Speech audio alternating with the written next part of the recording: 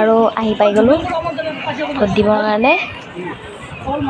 বাপৰে লাইন সেয়া চাওক মানুহ চাৰিওফালে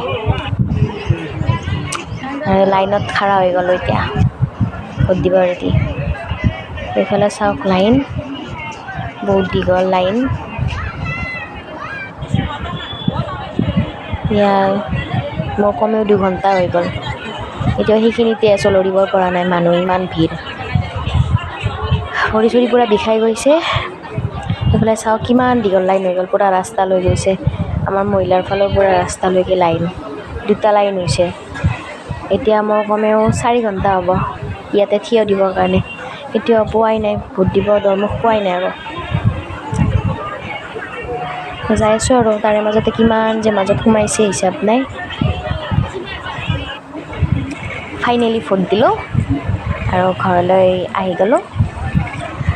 বাই বাই।